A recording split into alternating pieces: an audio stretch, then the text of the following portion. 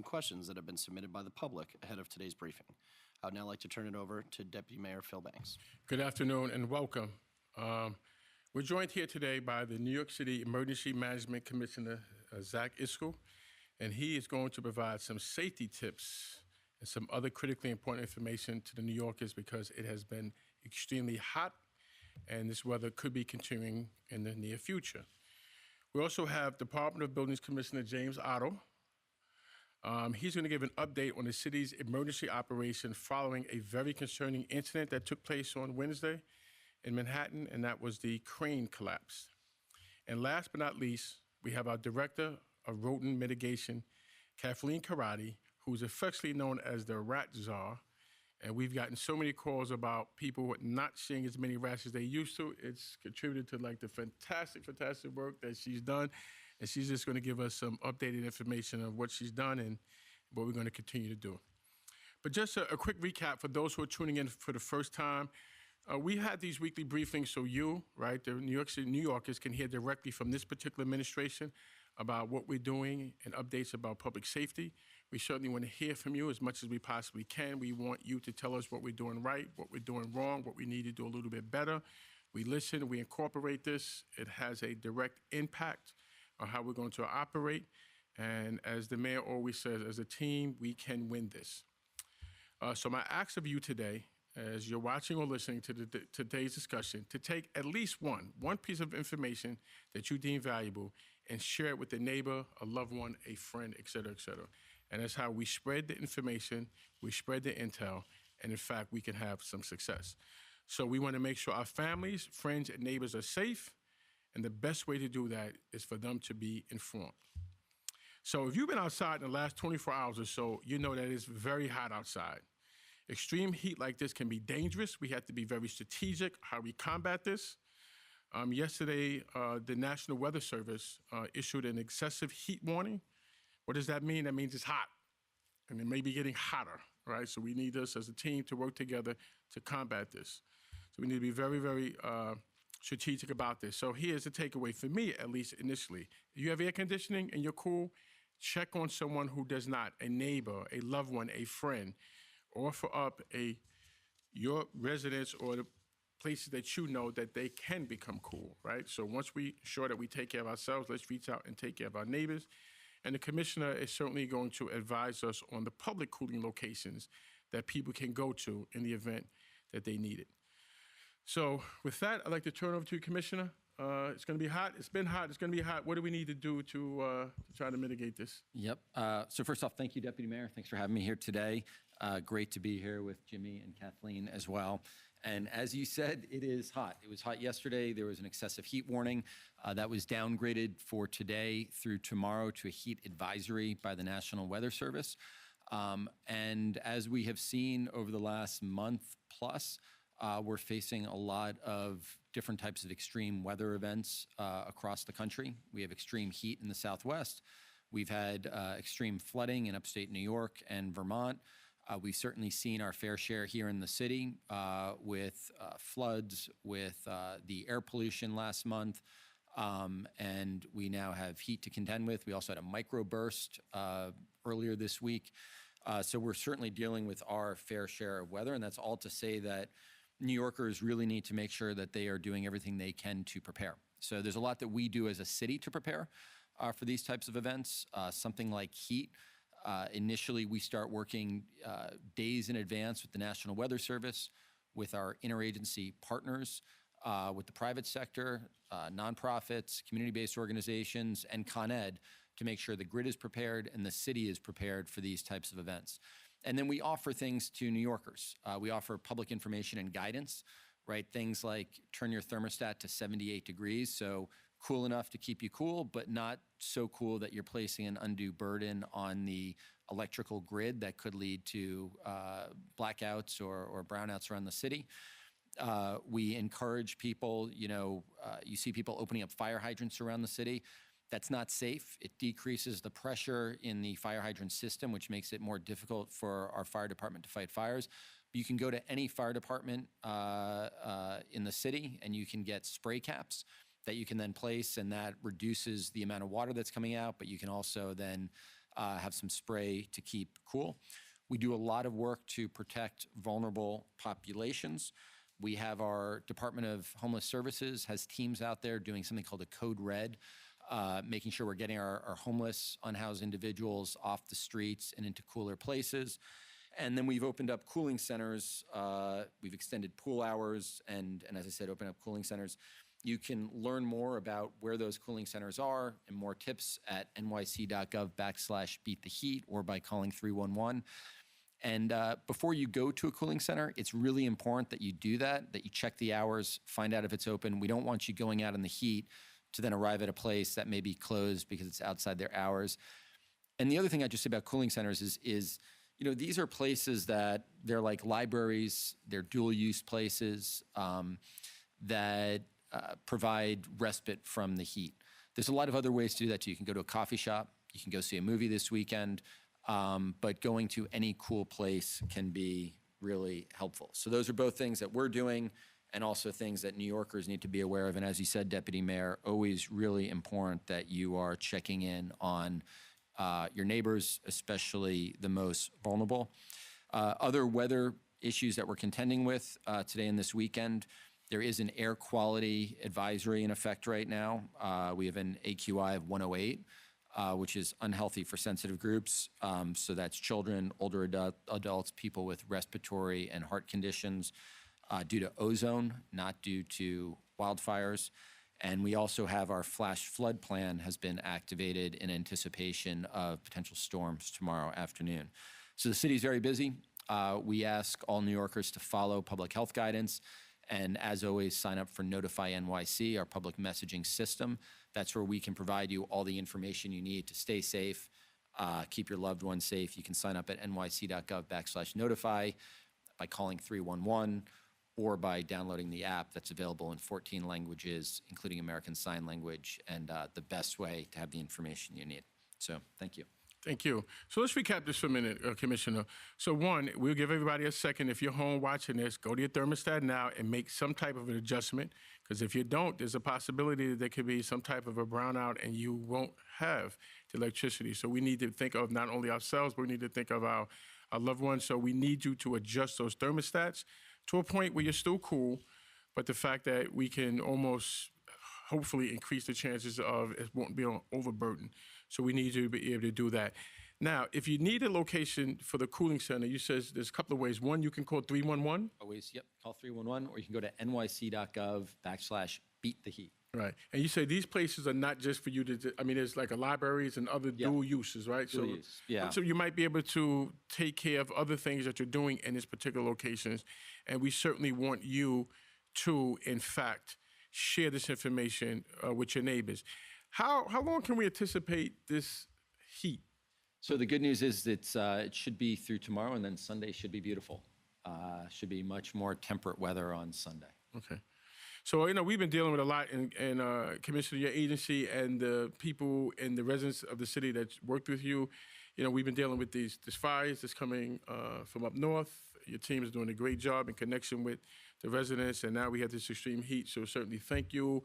We want to make sure we push out this information as much as possible. Thank you. So I certainly appreciate it. Okay, so on Wednesday, for a lot of people who may know, in case you didn't know, on Wednesday in the Hell's Kitchen area of Manhattan, around 10th Avenue and West 41st Street, there was a crane operating at a construction site, and it caught fire and sustained a partial collapse. The crane, the boom, and a load of concrete fell. We were relatively fortunate is that New Yorkers didn't suffer any severe injuries. There was some, minor injuries, but I don't even want to say minor because if you were the person who got injured, right, it's not minor to you.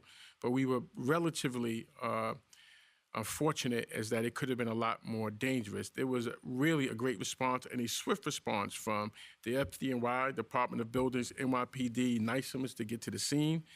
We pretty much avoided something that could have been very catastrophic. So can you just let us know, what happened, what was the follow-up, and what do we do to try to minimize these things from happening in the future? Yep. Thank you, Deputy Mayor, for the chance to be here today and to update New Yorkers. Fortunate indeed. The first thing that Mayor Adams said when he spoke to the media and to New Yorkers was that we were extremely fortunate. 2 days later, I think it's even more evident how fortunate we were.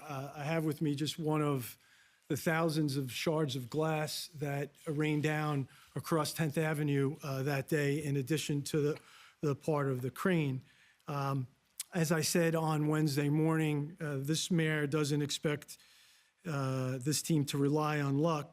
So our obligation, our commitment is to look under every stone to figure out what went wrong here and determine what was preventable so that we do not have a repeat of this. Before I recap and update some of the things that have gone on the last 2 days, I do want to say thank you to our partners, to the NYPD, to the FDNY, to my good friend, Commissioner Iskell, and all the good people at OEM. Thank you for the level of professionalism. And I do want to take a point of personal privilege. This was the first incident like this during my brief tenure, my 2.5 months at DOB. And I just want to shout out to our agency. The mayor, when he hired me as DOB commissioner, charged me with the responsibility of continuing to improve this agency. And we know we have improvements to make. But on that day, you New Yorkers got to see the professionalism of this agency that sometimes doesn't kind of come to the fore. Structural engineers, inspectors have been all over that site for 2 days. And a shout out to the Wilkin DeLeons, who's this really talented engineer. A shout out to the chief inspector, Frank Demiani, who is a quintessential New York character, New York institution. That level of professionalism in this agency happens every day, and it's in those critical moments that we get to see it, and I got to see it up close. So again, I appreciate the opportunity, DM, to kind of recap and remind New Yorkers what happened and where we're at.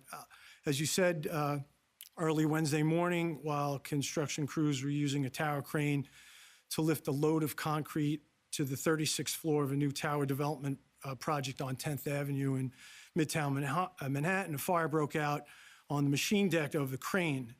The fire severely damaged the crane, causing the boom to fully collapse and detach from the crane, striking the adjacent tower on its way down to the street level. The collapse sent glass and concrete debris raining down onto 10th Avenue. I think we've all seen the gut-wrenching videos of the incident showing the catastrophic collapse over one of our city's busiest streets. It's really nothing short of miraculous that no one perished and no one was seriously injured in the incident. As soon as we were made aware of the incident, DOB crane inspectors and structural engineers quickly rushed to the location to assist our city first responders. FDNY personnel worked without pause to put out the raging fire on the tower crane, and along with the NYPD, the Port Authority, police, emergency management, our friends at Community Assistance Unit, all helped to secure the surrounding area, while DEP, Con Ed, MTA mobilized to protect the city's critical infrastructure. Again, I want to personally thank all of our fellow agencies on the scene that day for the first-class job, showing the world that what a major emergency response and interagency cooperation is supposed to look like.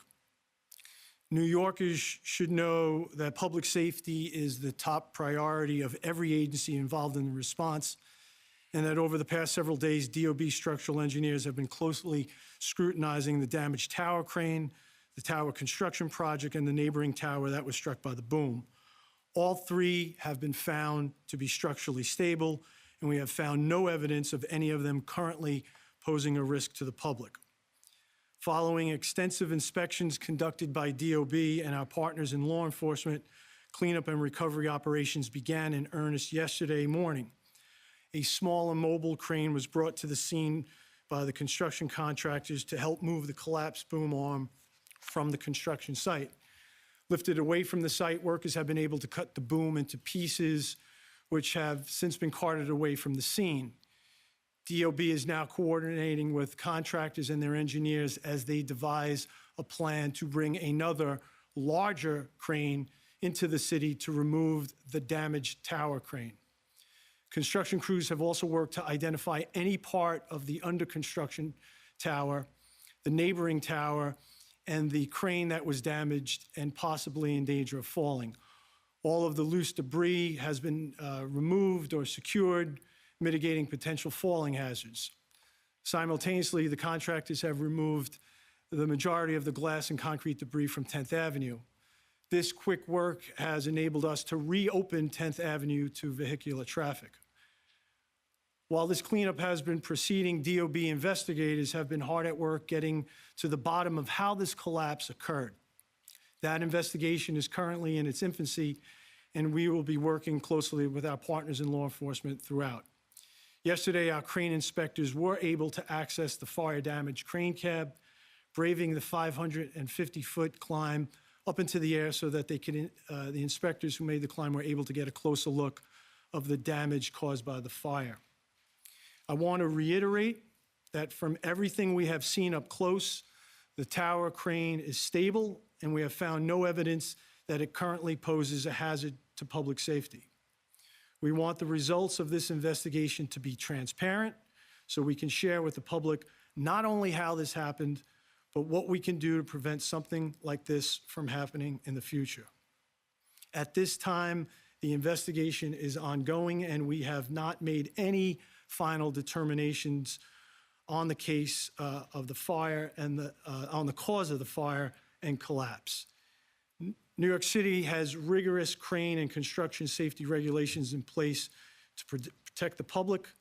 Tower crane collapses like this are thankfully an extremely rare occurrence in our city. That said, we can all agree that even one of these incidents is entirely too many.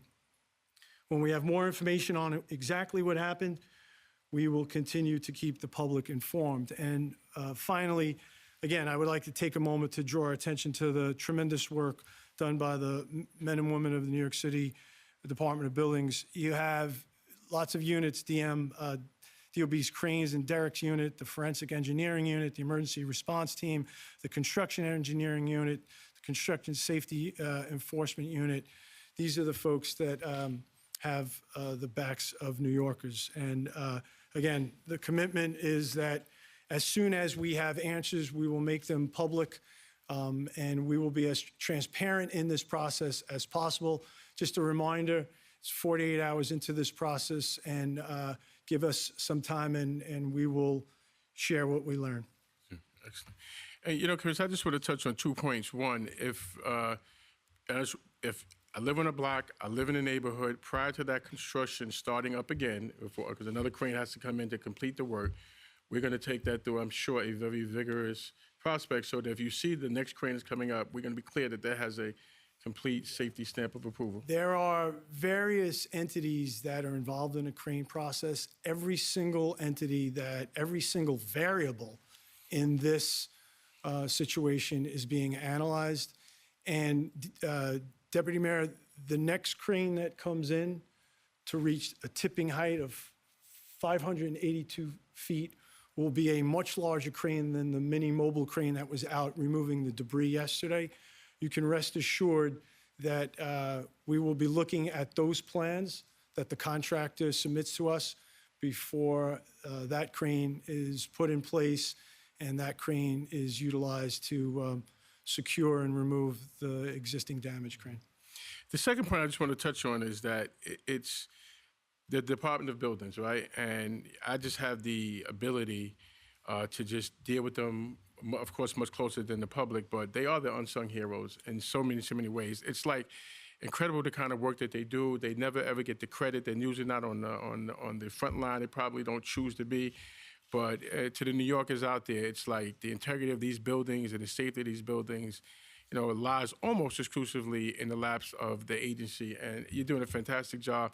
And I'm not the pat on the back type of an individual, but your agency doesn't get enough credit for what it does. So I'm glad that you pointed out, and I just wanted to say salute to you. And Thank you for that. And listen, we know we have work to do at the agency. That's the mayor's charge.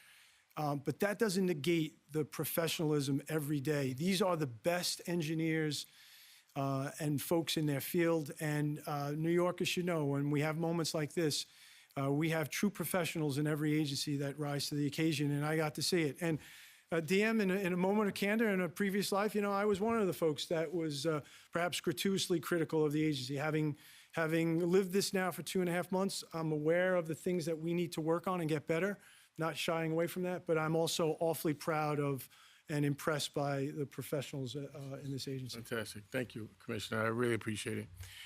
So last but not least, I'm here once again with who we refer to as the Rat Czar. This is our Director of Rodent Mitigation, Kathleen Karate. As the mayor often says, public safety is not just about reducing crime, right? People have to be safe, but as important, they need to feel safe. And a big part of feeling safe is living in a neighborhood that is clean. And we all have a role to play in keeping New York City clean. When it comes to the cleanliness of our city, public enemy number one are the rats. And as my good friend and former colleague, Jesse Tisch, Commissioner of Sanitation, says, the rats don't run this city, we do. And a big part of we is the person who has taken the charge on this, and that charge is led by our director here. And I got a call the other day, I shared it with you earlier, and I got a call from someone, I won't mention the name, but she's relatively well-known in the public arena, and she says, what are y'all doing with all of those rats? Where are these rats at? I don't see these rats anymore. And it's a great compliment if you had heard it. So, Rat Czar, thank you very much. Tell us what you're doing and tell us how New York is, how they're going to see less and less rats as the time goes on. Thank you, Deputy Mayor, and we love to hear that feedback that New Yorkers are seeing less rats. We know Mayor Adams has declared a war on rats, and thanks to the hard work across many agencies, we're winning this war. 311 complaints are down for rat sightings 20% this year, and even more in our rodent mitigation zones. The Department of Health is out in force conducting biannual inspections of every property in the rodent mitigation zones. That's in addition to their inspections for all 311 complaints citywide. As the foundation for our city's approach to integrated pest management, this inspection data ensures we are targeting resources and working with private properties to effect change. New York City Parks, New York City Schools, and NYCHA are doubling down on rat reduction, utilizing seasonal staff and pest control teams to make sure our city's properties are unhospitable to rats. They're removing harborage, managing waste, and deploying extermination techniques to make sure we're knocking down rat populations. Citywide, we're cutting off rats from their food because we know if you feed them, you breed them. Through DSMY's new curb set-out times and rules around containerizations for food establishments, we're systematically taking away rats' access to food on our curbs and making New York a cleaner city. But we know the city can't do this work alone, which is why we're excited to host our first anti-rat Day of Action in Harlem next month. Taking place on August 12th, the Harlem Day of Action will bring together city and community partners to share best practices and take action on street tree care, waste and litter management, and rodent mitigation. We'll have agencies across the cities there to highlight their work they're doing and pitch in on our street cleaning efforts. We're also planning to host more of these, one in every borough by city's end, so be on the lookout for when they come to a neighborhood near you. So when is this first one's going to kick off, and what are we calling that again? The Harlem? The Anti-Rat Day of Action. Okay. It's in Harlem on August 12th. On August 12th. And every borough is going to have at least one location between now and the end of the year. Correct. We know that it takes everyone, and we want to make sure we're directly connecting city resources to communities, and we know that needs to be a citywide effort. So how would the New Yorkers find out when it's taking place in their respective borough that they're interested in? But are you going to post it online, or how would they find out? 311 or? Yeah, we'll get information out through the different media channels we have at City Hall, but also be connecting with our community partners in the different boroughs to make sure they're connecting grassroots with their neighbors to make sure the message is out there. Listen, rats have been around since the beginning of time, right? They've been very resilient, right? They're survivors. Absolutely. But truly, by almost all indicators, it's happening. And once I've never been one to just shoot any type of alarm, rah, rah, rah. It's clearly, I've heard from numerous people that, and I didn't even know the statistics about the 311 calls being down, but I hear from many people about they actually see that particular difference. So I don't live in one of those zones. I'm glad I don't. But I do know people in those zones, specifically Harlem, have stated that they actually are seeing a lot less, and they were seeing a lot more. So certainly hats off to you. Please stay informed. Listen to the tips that you can do to help us, because the city cannot run on just administration alone. This is a teamwork. The mayor's been saying this from day one. If we work together as a team, we actually can do this. So once again, I appreciate you tuning in. Derek. Thank you. We will now open it up for a few on-topic questions, if there are any. Commissioner Otto, you look at the rules of the city of New York, which govern, buildings, building code, cranes, and the only mention of fire is for a fire extinguisher. 2012, a similar crane fire in Sydney, Australia, and what that city did was institute that there should be early detection. A fire happens on a tower crane, there's a siren that goes off to alert people. Is that something that the city could consider? Is that something you're thinking about? Yeah, one of the things that we did immediately was decide to bring on an outside expert on cranes to sort of look top to bottom at this specific incident to see what lessons can be learned and what changes we might want to implement. We actually got approval this morning from the Controller's Office to solicit 6 of those firms. This is a similar sort of approach to what the agency is doing on Ann Street with the collapse of that parking garage. So in addition to New York City's investigation, we will have an outside independent entity that has a particular subject matter in cranes take a look at this. Aware of the Australia situation. So we hope to have that entity on really quickly, and we'll see what kind of feedback we get from them, and if they have strong, viable suggestions, we certainly will listen, and we'll get feedback from the mayor on how he wants to implement them. Do you anticipate there will be sweeps of other cranes, kind of like how there has been after the Ann Street garage collapse? Yeah, we have not started that, but as I said earlier, we are looking at every entity. There's a general contractor involved. There is the crane owner involved. There's the crane user, the crane operator. There is the engineer. All of those entities and every other variable in this situation will be looked at and considered. Is there any indication right now that any of those entities did anything wrong or that they might face a violation? Too soon. It's only 48 hours. I don't want to jeopardize the integrity of the process by speaking too soon. Everything is being looked at. Let's do sort of our due diligence. Let's offer folks their due process. Let's look at everything from A to Z. And if we find wrongdoing, we will act as we have in the past, as everyone is aware of, post other incidents, particularly 2008. All right. Earlier this week, the administration reached out to New Yorkers, asking them to submit questions for the officials that have joined us here today. We will now get to as many of those as we can with the amount of time that we have left.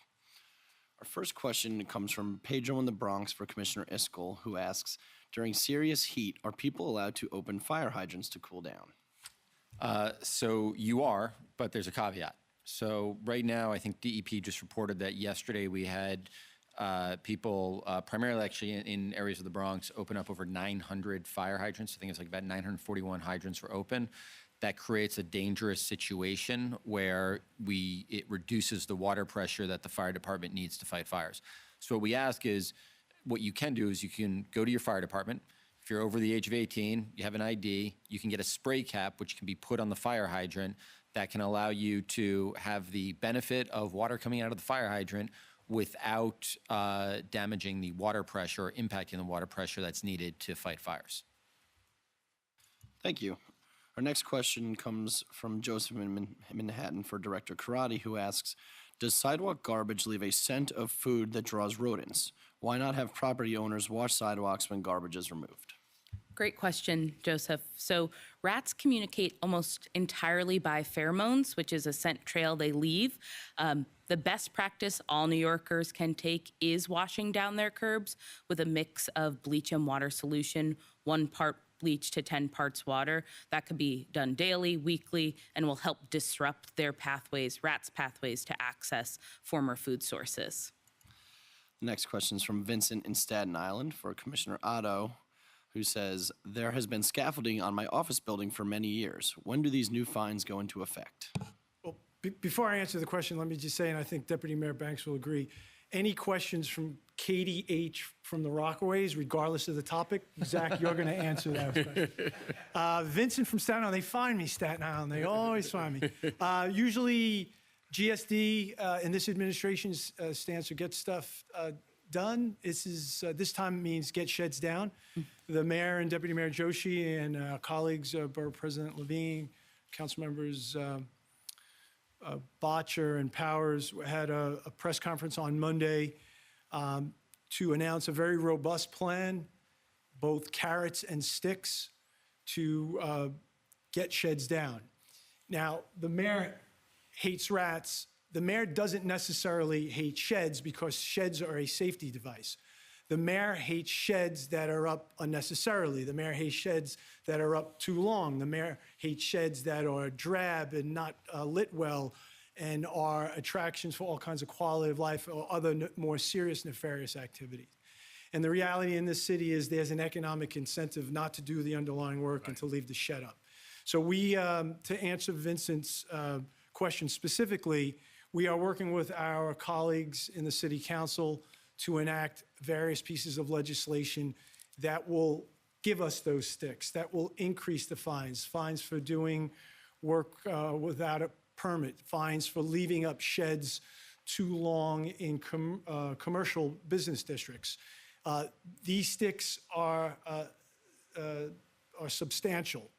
And lastly, at the same time, and maybe even more importantly, we are going to redesign the sheds to a much more aesthetically pleasing look, redesign the sheds that offer more light, more space, and also at the same time look at local law 11, which is the facade law that drives the need for at least half of these sheds in the first place. So the legislative process, I can't tell you an exact time, but it will play out over late summer and early fall, and hopefully we'll be getting sheds down as quickly as possible. Thank you. Next question is from Teresa in Queens for Commissioner Iscol, who asks, what is the air quality today? So good question. So we are under a air quality advisory today, looking at an AQI that's forecasted around 108, which is in the unhealthy for sensitive groups. That means primarily children, older adults, people with respiratory or heart conditions should take some precautions. And our final question is from Teresa in Harlem for Director Karate, who asks, rats are a huge problem in my neighborhood, and I want to do more than just call 311. What are some things that I can do in my own home to stop rats? Teresa in Harlem, some great news for you. We're hosting a day of action on August 12th on 137th. Come on out. You can connect with educators and partners at Department of Sanitation, Department of Health, and Department of Parks to learn how you can take direct action against rats in addition to flagging via 311 so we could take action as a city. All right. On behalf of the Adams administration, I would like to thank everyone for tuning in to today's briefing. We look forward to seeing you all at our next one. Have a great day.